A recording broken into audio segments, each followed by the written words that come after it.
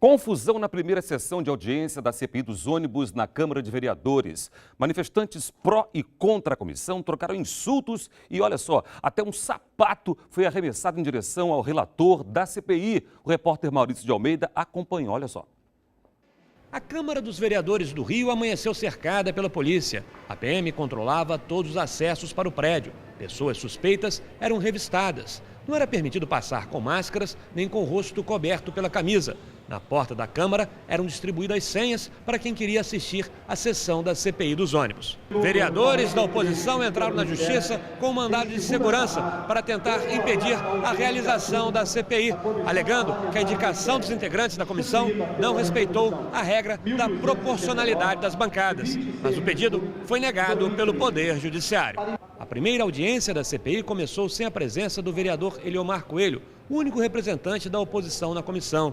Nas galerias, manifestantes contrários à indicação de 4 vereadores da base do governo para a CPI dividiam espaço com outro grupo que apoia o trabalho da comissão. Os gritos de guerra lembravam um estádio de futebol. Os dois grupos se desentenderam. Um sapato foi lançado na direção do relator da CPI, professor Washington.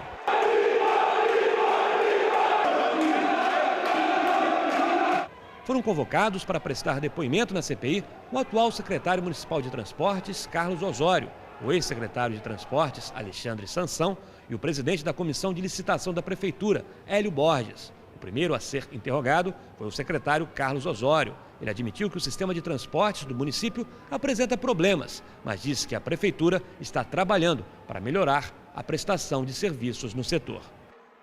E ainda nesta edição, Maurício de Almeida volta ao vivo com informações atualizadas sobre a sessão da CPI dos ônibus. Mais um número para deixar a gente com vergonha e talvez fazer o poder público olhar com um pouco mais de carinho, de cuidado para o problema. Os deslocamentos entre a casa e o trabalho no Rio de Janeiro são o pior que há em matéria de bem-estar urbano entre todas as regiões metropolitanas do Sudeste. É ou não é para sentir vergonha? Juscelênia vem todo dia de Duque de Caxias, na Baixada Fluminense, até a zona sul do Rio, onde trabalha.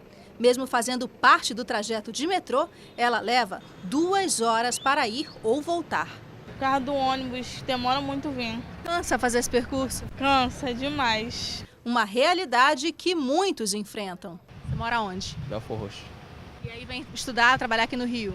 Trabalho em Copacabana, estudo em Maracanã. Quanto tempo você leva nisso? 2 horas. E o que muita gente já sabia na prática foi comprovado por pesquisadores do Instituto Nacional de Ciência e Tecnologia, por meio de estudo que mediu o índice de bem-estar urbano nas 15 principais regiões metropolitanas do país. Rio e São Paulo são as regiões metropolitanas onde os moradores levam mais tempo para se deslocar entre casa e trabalho. O Rio, por exemplo, teve um aumento muito expressivo no número de automóveis nas últimas décadas. E, por outro lado, as políticas públicas de mobilidade, elas não acompanham o crescimento da cidade nem a expansão dessa cidade. No geral, o desempenho do Rio na pesquisa ficou em 0,507, numa escala de 0 a 1. Apesar de o número ser considerado intermediário, foi o pior entre as regiões metropolitanas da região Sudeste. O Rio ele se destacou de forma positiva no que se refere ao atendimento de serviços coletivos urbanos. Atendimento de água, esgoto, energia e coleta de lixo.